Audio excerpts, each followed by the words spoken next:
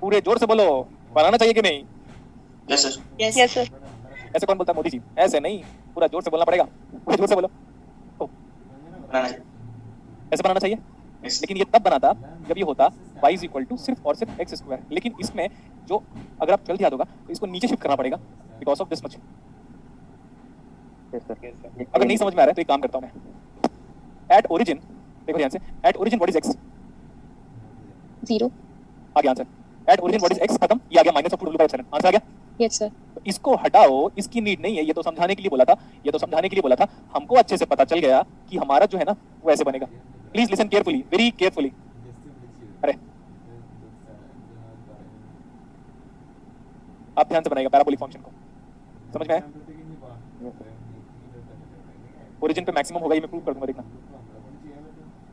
इस ग्राफ को उठा के ड्रैग करके यहीं तक लेके जाओगे तो यही वाला ओरिजिन वाला पॉइंट यहाँ पे चला गया। अब आप सोचो एक बार कि इसके बाहर तो इलेक्ट्रिक फील्ड नहीं था ना, इसके बाहर इलेक्ट्रिक फील्ड नहीं था ना, नो सर। तो उसके बाहर इलेक्ट्रिक फील्ड नहीं था तो हमको ऐसे करना चाहिए। देखो ध्यान से, हटाओ हटाओ हटाओ हटाओ हटाओ हटाओ हटाओ हटाओ, इसको भी हटाओ हटाओ हटाओ हटाओ, सब हट गया, सब हट गया, यहाँ तक हट गया। लेकिन इतने में डिप्लीजन रीजन के अंदर तो इलेक्ट्रिक फील्ड होता है ना। Yes sir. तो अब मैं सबको हटा दे रहा हूँ, देखो सब हट गया।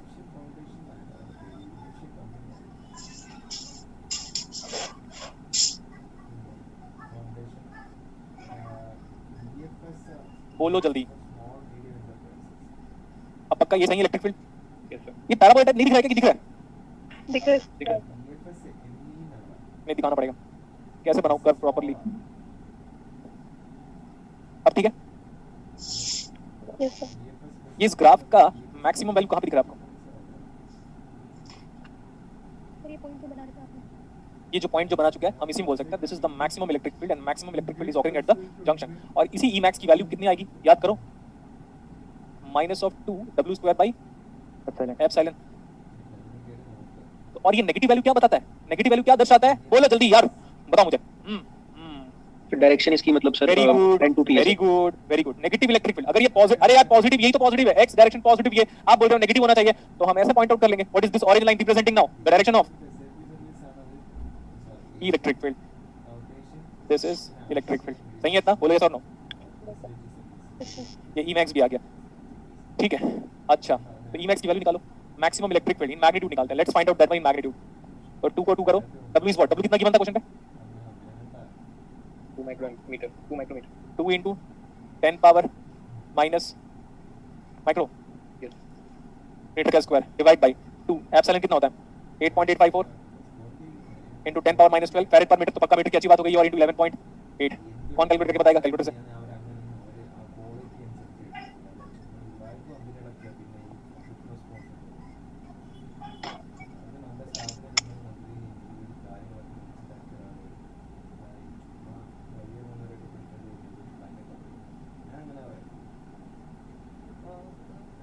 जीरो 0.038। उसमें ऐसे आ रहा है। Yes sir. Yes sir. तो गलत हो गया। मैक्सिमम इलेक्ट्रिक फील्ड पूछा था क्या? क्या पूछा था क्वेश्चन पे? What is being asked to you in the question? Junction potential and maximum electric field. Maximum electric field कितना आ रहा है आपका? सर 0.038। 2 into सर ये आपने 2 का फैक्टर एक्स्ट्रा लगा दिया नीचे। कौन सा? ये सर आपने कहा 2। एप्सिलॉन के साथ में। हाँ यहाँ पे नहीं आना चाहिए था 2। और बताओ और क्या चेंज आएगा? सर अब आ गया आंसर 0.0766। हाँ 0.0766 हम्म। 0.0766 वोल्ट पर मीटर। अच्छा वोल्ट पर सेंटीमीटर आया क्या? है ना? 66 तो आ रहा है। क्या कर रहे हो जल्दी बोलो। ये वोल्ट पर मीटर ही आ रहा है हाँ, क्योंकि माइक्रोमीटर दिया हुआ था। हाँ तो आंसर किस में आ रहा है? सर वोल्ट वोल्ट पर पर मीटर। ये वोल्ट पर मीटर में आंसर। Yes sir. ठीक है, लेकिन हमारा तो आंसर मैच नहीं कर रहा है क्या? कि मैच कर रहा है? नहीं सर वो मेगा में करना पड़ेगा। तो मेगा में कैसे कन्वर्ट करेंगे? नहीं आ रहा है ना मेगा में। कहाँ आ रहा है आंसर? आ रहा है क्या मेगा में जिस हिसाब से दिया?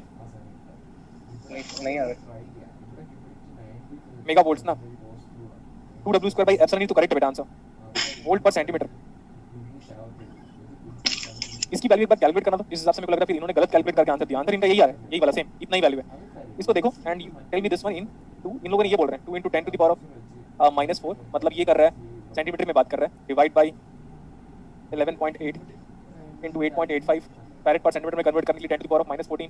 तो इनका आंसर ना इसी को ये वोल्ट पर सेंटीमीटर बोल रहे हैं और इसी को 7.66 लिख दिया उन्होंने। 7.66 नहीं आ रहा है, मेगा में नहीं आ रहा है, चेक करो ये कितना आ रहा है अभी, वोल्ट पर सेंटीमीटर बताओ कितना आ रही है। अच्छा राइट 7.66 वोल्ट पर सेंटीमीटर 7.66 वोल्ट पर सेंटीमीटर। हाँ, तो ये आंसर सही है बेटा, ये एक्चुअली जो उन्होंने ऑप्शन दे रखा है ना वो गलत है, सही है ना? किलो, हाँ यस सर। तो 7.66 कहाँ था आंसर? ये मेगा, इसको यूनिट एम को हटाओ उसमें, समझ में आया? Yes sir. हाँ तो ये गलत है, ये मेगा यहाँ पे भी नहीं आएगा। वही एक्चुअली पता है, मैं जब क्वेश्चन लिख रहा था मैं सोच रहा था मेगा सर मेगा आ रहा है सर, उधर वो जो आपने नीचे लिखा है देखिए सर, उधर 10⁻12 होगा एप्सिलॉन का, कहाँ पे? वो जो नीचे डिनोमिनेटर पे। ये तो हम सेंटीमीटर में लिखेंगे ना, फैरेड पर सेंटीमीटर बेटा। अच्छा सही है ये सही है, चेक करो एक बार। हाँ फिर नहीं आ रहा। वही तो मैं बोल रहा हूँ, तभी तो मैं मेगा कैंसिल कर रहा था। मेगा नहीं आएगा, आंसर किसमें आएगा? 7.66 वोल्ट पर सेंटीमीटर। हाँ, आप कैलकुलेशन देख लो यार, यहाँ पे 8.854 10 टू पावर -12 फैरेड पर सेंटीमीटर और ये 8.854 10 टू पावर -12 फैरेड पर मीटर है। इतना बेसिक कैलकुलेशन आपको भी ज्यादा कॉन्फिडेंस होना चाहिए। तो यहाँ पे आप अपने ऑप्शन को वेरीफाई कर लो, यहाँ पे ये है और यहाँ पे ये है, सब करेक्ट इतना विद डेरिवेशन बात की हम लोगों ने। जल्दी बोलो, यस किसी को कुछ डाउट है? What is B part, what is next part? Junction potential. अगर किसी को इलेक्ट्रिक फील्ड पता है, देखो ध्यान से, अगर किसी को इलेक्ट्रिक फील्ड ये इलेक्ट्रिक फील्ड है, अगर इलेक्ट्रिक फील्ड से वोल्टेज निकालना हो तो क्या करोगे? जंक्शन वोल्टेज बताया था मैंने, electric field is defined as negative gradient of potential, तो integration of electric field into dx with negative sign, correct इतना? From EMT basics of EMT में यहां तक भी नहीं पहुंचे क्या हम लोग अभी तक? पहुंच गए सर। तब तो फिर मेरे को बताना चाहिए आप लोगों को कि ये सब रिलेशनशिप होता है, फिर मैं ही बता रहा हूं सबको, है ना? हां तो इसको उठा के यहां पे पुट करो, चलो पुट करते हैं एक बार हम लोग जंक्शन वोल्टेज। अब जंक्शन वोल्टेज अगर आपको डेरिवेशन याद होगा तो ऐसे बनाया था मैं जंक्शन वोल्टेज, ऐसे करके याद आ रहा है? ये सर ये था वो जंक्शन वोल्टेज यहाँ तक। तो हमें पूरा का पूरा इंटीग्रेट करना पड़ेगा, इलेक्ट्रिक फील्ड को इंटीग्रेट करोगे तब जाके जंक्शन वोल्टेज आएगा। अब इसको एक्सप्रेशन नहीं चाहिए, पूरा इंटीग्रेशन चाहिए। तो लिमिट क्या पुट करूं मैं? -w/2 से +w/2। मैं बताता हूँ कैसे कर रहे हैं हम। इसको देखो, ये मेरा हाथ है, देखो अभी मेरा मूवमेंट, मैं यहाँ से स्टार्ट किया 0, अब नेगेटिव इंटू नेगेटिव, क्योंकि ऑलरेडी वहाँ पे माइनस इंटीग्रेशन कर रहे हो। सबको धीरे मेरा हाथ कितना एरिया कवर करते जा रहा है इलेक्ट्रिक फील्ड का, मेरा हाथ देखो, अरे मुंह क्यों कर रहा है? हाँ सही है इतना, ऐसे जब यहाँ तक पहुँचूंगा ऐसे करके, यहाँ तक पहुँचा तो क्या मैं मैक्सिमम एरिया कवर कर लिया यहाँ तक?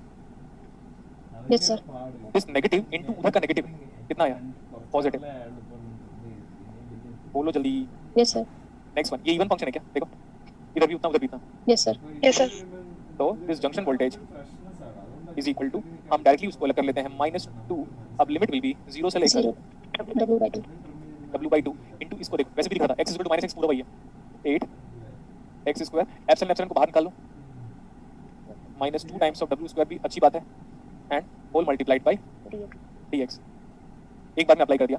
अभी -2 डिवाइड बाय, अच्छी बात है ये एप्सिलॉन, 8x² इनटू dx कितना आएगा? 8x³ -2w² तो कांस्टेंट था इनटू x,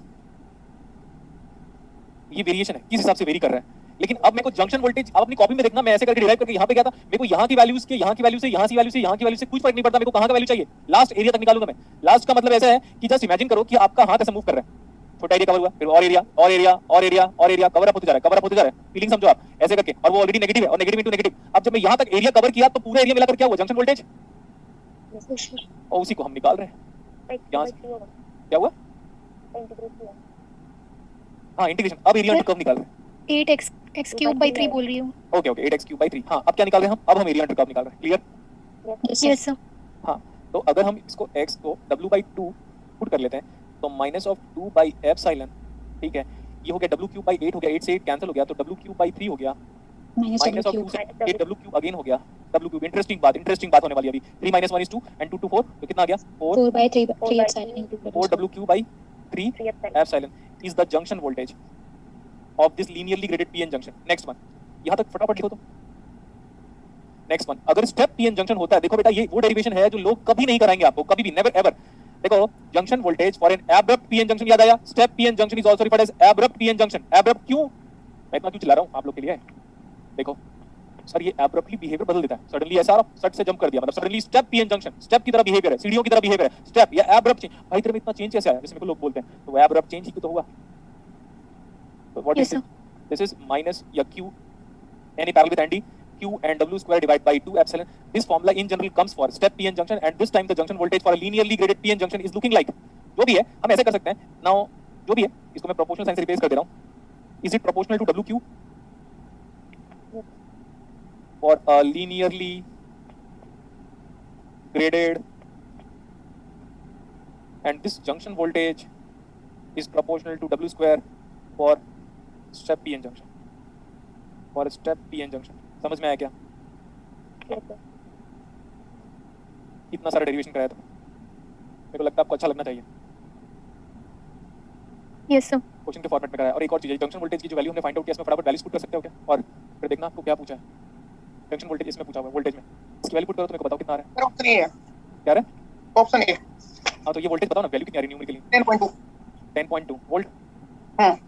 देखो बेटा ये जो टॉपिक है ना ये सॉलिड स्टेट का इलेक्ट्रॉनिक्स का नहीं है, लेकिन इलेक्ट्रॉनिक्स का बोल भी सकते हो आप इसको क्योंकि हमने पढ़ा है. ठीक है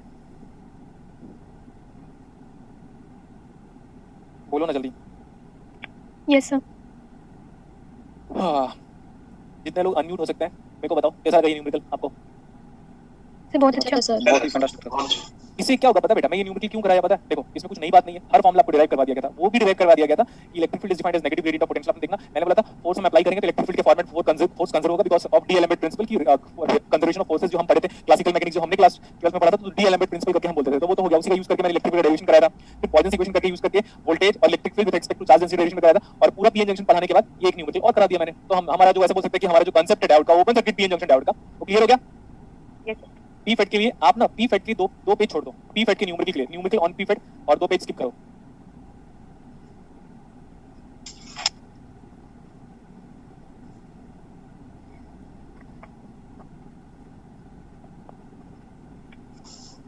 स्किप किया. What's adding now? Sir. Open. Op amp आपके सिलेबस का सबसे इंपॉर्टेंट, इंटरेस्टिंग और least thinkable topic. Least thinkable का मतलब कुछ सोचना नहीं है, डायरेक्टली नोडल करो, एंजॉय करो. Nodal enjoy, nodal enjoy. क्या करना है बताओ? Nodal Nodal enjoy. हां तो what is the tagline of op amp as पर मी? गुलशन सर क्या बोलते हैं ओपैम्प के बारे में? नोडल अप्लाई करो, Nodal enjoy. Nodal and enjoy. ऐसा लिखो Yes, आप. ये है ओपैम्प का डेफिनेशन. एक ऐसा एक भी ओपैम्प नहीं होगा जिसमें मैं नोडल ना अप्लाई करूं. तो नोडल और एंजॉय. नेक्स्ट वन, ये ट्रायंगल किधर गया रे? ऐसा तो नहीं बनेगा ट्रायंगल, ऐसा बनेगा ट्रायंगल. ये फालतू का ट्रायंगल है. What do you mean by OP? Operational. Next class कितने बजे? 6 o'clock. देखो कम बच्चों को पढ़ाने में मजा आता है कि नहीं? Yes sir. बाकी सब चले गए ना, कल पछताएंगे हम लोग. अब पछताए खेत जब चिड़िया चुग गई खेत. Yes sir. रास्ता होत गया.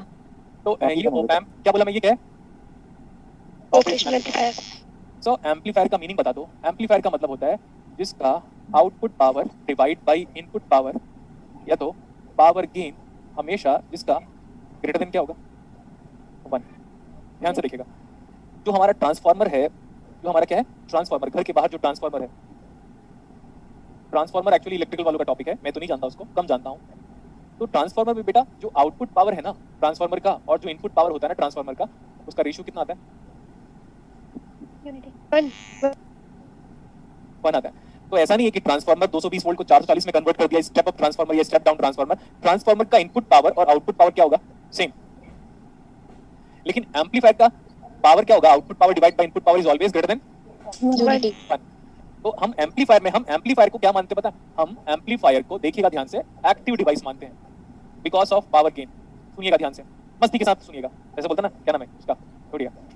विश्वास. कुमार विश्वास. हाँ कुमार विश्वास नाम है. मस्ती के साथ सुनिएगा. तो एम्पलीफायर का क्या नाम है? Amplifier is an active device because of gain. Amplifier का क्या होता है? गेन.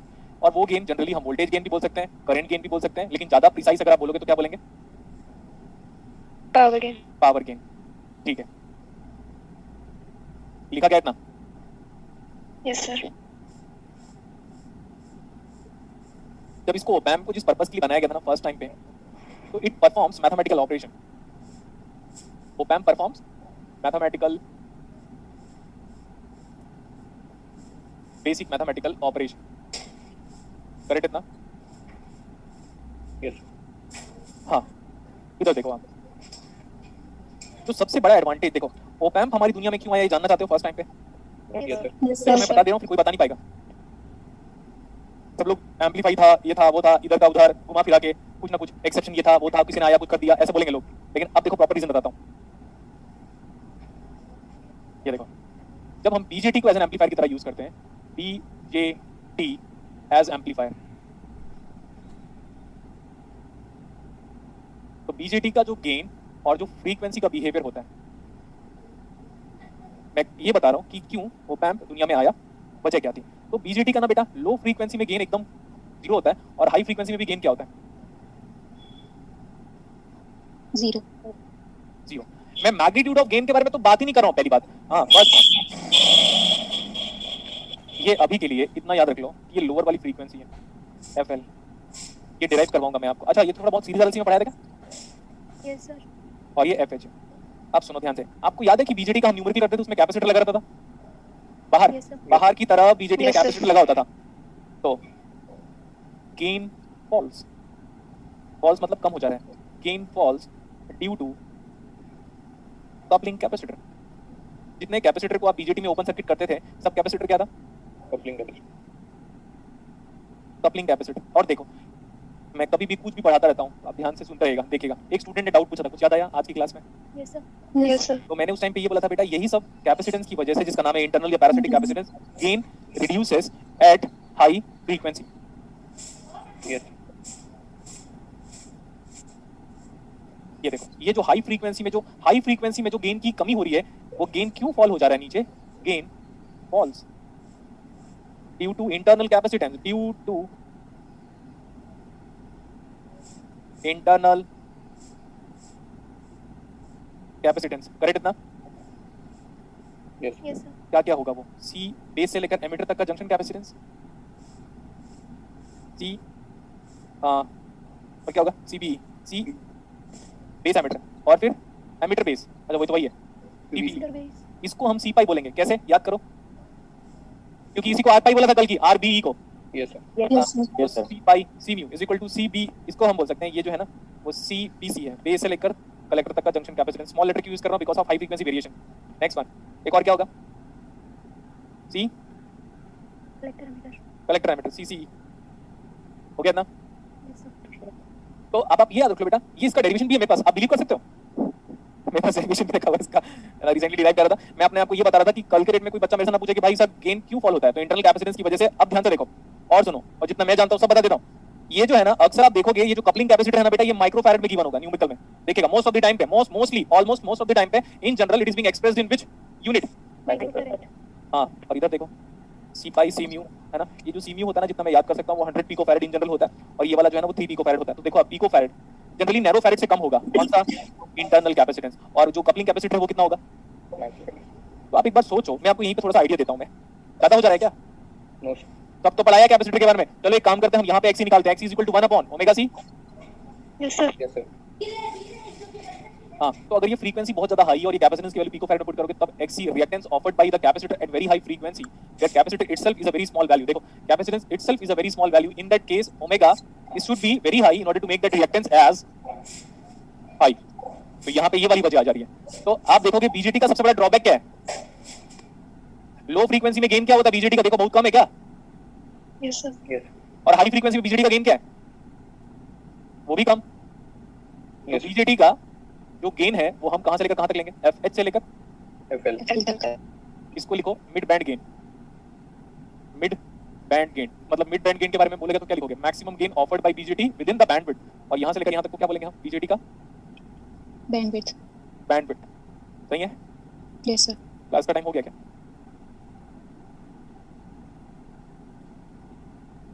हाँ हो गया। Yes sir. Yes sir. अब आपको कल ये बताना है, ये डिस्क्राइब करूंगा मैं कल। कहाँ गया? ये देखो, ऐसे ऐसे प्रैक्टिकल ओपैम्प दुनिया का ऐसा होता है। प्रैक्टिकल ओपैम्प ये कल बताऊंगा मैं, मानते हो कि नहीं? Yes sir. ये है प्रैक्टिकल ओपैम्प। ये प्रैक्टिकल बीजेटी का गेन था। ओपैम्प का gain with respect to frequency. कोई स्टूडेंट क्लासेस में नहीं होगा जो ये क्लेम कर दे कि सर पिछले बार ओपैम्प आपने यही शुरू किया था। देखो हर बार जितने बार मैं ओपैम्प स्टार्ट करूंगा, every time op amp is having a new way to start. इसको देखो, यस सर। इस ओपैम्प की खास बात क्या है? तो ओपैम्प का अगर डेफिनेशन आप देखोगे बुक में, उसमें डेफिनेशन लिखा हुआ है, it's a high DC gain amplifier. DC का मतलब फ्रीक्वेंसी कितना? 0। और उस टाइम पे गेन क्या है? मैक्सिमम। तो बीजेटी और ओपैम्प पे हम क्या कर रहे थे, देखा मैंने बीजेटी को यूज किया एज एन एम्पलीफायर, तो मैं देखा यार छोटी फ्रीक्वेंसी को ढंग से एम्पलीफाई नहीं कर पा रहा है। कुछ भी करा मैंने, hard and fast rule apply किया, सब कुछ करने की बात किया, मैं देखा मेरा बीजेटी ना कम फ्रीक्वेंसी को ढंग से एम्पलीफाई नहीं कर पा रहा है। तो अब मेरे को किसका ख्याल आया? ओपैम्प बनाने का। तो ओपैम्प और बीजेटी में सबसे बड़ा डिफरेंस अगर कोई पूछता है तो बोलना ये बीजेटी ना आपका डीसी गेन नहीं प्रोवाइड करता। लेकिन अब आप बोलोगे सर बीजेटी और ओपैम्प में सबसे बड़ा डिफरेंस क्या है? दोनों एम्पलीफायर है, दोनों एम्पलीफाई करते हैं, लेकिन बीजेटी लो फ्रीक्वेंसी को एम्पलीफाई कर नहीं पाता, लेकिन ओपैम्प सबसे ज्यादा गेन लो फ्रीक्वेंसी में ही देता है। Yes, sir. जैसे मैं जो बोल रहा हूँ वो है 330 हर्ट्ज से लेकर 300 से लेकर 3300, मतलब 300 हर्ट्ज से लेकर 3300 हर्ट्ज तक। तो मेरी फ्रीक्वेंसी बहुत ही कम है, हर्ट्ज बोल रहा हूँ मैं, मेगाहर्ट्ज नहीं बोल रहा हूँ, गीगाहर्ट्ज नहीं बोल रहा हूँ। तो मेरी फ्रीक्वेंसी बहुत कम है, तो बीजेटी मेरे वॉइस को अच्छे से एम्पलीफाई नहीं कर पाएगा, लेकिन ओपैम्प मेरी वॉइस ओरिजिन के पास ही है फ्रीक्वेंसी वाइज। Yes, sir. बहुत इन्फॉर्मेशन प्रोवाइड कर दिया, हर चीज को लिख लेना बेटा। पता चला आपको इंटरव्यू में यही पूछ लिया आपको डीआरडीओ के टाइम पे, नहीं डीआरडीओ नहीं, ओएनजीसी में, क्योंकि ओएनजीसी में इलेक्ट्रॉनिक्स सबसे ज्यादा पूछते हैं, सबसे ज्यादा इलेक्ट्रॉनिक्स ओएनजीसी के इंटरव्यू में पूछेंगे। उन लोग बोलेंगे आप बताओ बेटा कि दोनों में डिफरेंस क्या है बैंडविड्थ को लेकर। अगर आप ये बता दिए तो he will be a big fan of you and he is like X going to select you quickly without any thought. बहुत हो गया पढ़ाना? Yes, sir. Okay, yes sir, inter was very different as compared to previous batch. ये filter में पढ़ाने थे ये graph, ये निर्मला सिन्हा बोल रही कि फिल्टर में पढ़ाया था ये ग्राफ। दोनों देखो, पता है पुराने स्टूडेंट कई बार सोचते हैं ये फिल्टर है, लो पास फिल्टर। अरे गधे हो क्या, ये ओपैम्प है, सिर्फ ओपैम्प की आईसी है मेरे भाई, है ना, सिर्फ ओपैम्प की आईसी, फिल्टर नहीं पढ़ा रहा हूं मैं, तो बैंड पास फिल्टर बोलने लगे। अगर बीजेटी, सुनो ध्यान से, ये मेरा हाथ है, दिख रहा है? Yes, sir. Yes, sir. यहाँ पे बीजेटी रखा हुआ है। अब बीजेटी को बोलोगे कैसा फिल्टर है तू, तो बोलेगा बैंड पास फिल्टर। ऐसा बिना किसी कैपेसिटर के, रजिस्टर के, कुछ भी नहीं किया मैंने, उसके इनहेरेंट क्वालिटी के बारे में बात कर रहा हूँ। इनहेरेंट क्वालिटी का मतलब आपको अकेले में छोड़ दिया जाए, फिर आप जो क्वालिटी शो करते हो वो इनहेरेंट क्वालिटी, दोस्तों के साथ सब प्रिटेंडिंग नेचर बताते हैं। नेक्स्ट, ओपैम्प, जस्ट ओपैम्प को अपने हाथ में ले लिया तो वो हाई फ्रीक्वेंसी में काम नहीं करता, लेकिन लो फ्रीक्वेंसी में अच्छा काम करेगा, ठीक है? Yes, sir. क्या बोलोगे सर हाई फ्रीक्वेंसी में कौन सा अच्छा काम करता है? तो मॉसफेट लेके आया फिर हम लोगों ने, और MOSFET again provides low frequency fuzzy gain. It do provides good gain under high frequency. The MOSFET works at high frequency, and but BJT does not works or respond properly in high frequency. ये मत बोलना कि ये band pass filter है और ये लो pass filter है। पता नहीं कैसे कैसे लोग पैदा हो जाते हैं जो बोलते हैं सर ये तो आपने फिल्टर में पढ़ाया था। अरे फिल्टर को क्यों लेके आ रहे हो यहाँ पे? मैं तो बीजेटी के इनहेरेंट क्वालिटी के बारे में बात कर रहा हूँ कि वो कैसा रेस्पॉन्स करता है विद रिस्पेक्ट टू फ्रीक्वेंसी, और ओपैम्प के इनहेरेंट क्वालिटी के रेस्पॉन्स के बारे में बात कर रहा हूँ कि वो कैसे बिहेव करता है विद रिस्पेक्ट टू फ्रीक्वेंसी। कुछ लोग ना आगे का पढ़ लेते हैं और दिमाग यहाँ लगाते हैं, उनको ये नहीं पता कि जो पढ़ा रहा है ना बंदा वही स्मार्ट है दुनिया में, दिमाग लगाएंगे। सर आपने तो लो पास फिल्टर पढ़ाया था। अरे गधो, पढ़ाया नहीं है लो पास फिल्टर, ये बीजेटी है, ये सॉरी ये ओपैम्प है, ओपैम्प का इनहेरेंट फीचर बोला, ये बीजेटी का इनहेरेंट फीचर है। इतना अच्छे से बता रहा हूँ फिर भी कंफ्यूजन में डाल रहे पूरे बैचेस को। चलो मूड ऑफ कर दिया पूरे क्लासेस का।